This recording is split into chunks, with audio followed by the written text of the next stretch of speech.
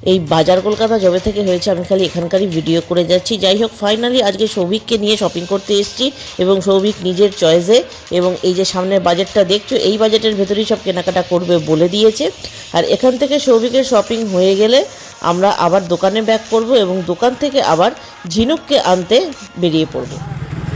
আমরা এখন দোকানটা বন্ধ হয়ে গেছে, বার্গার হাট, এখান থেকে একদম লাস্ট কাস্টমার আমরা ওনাদের।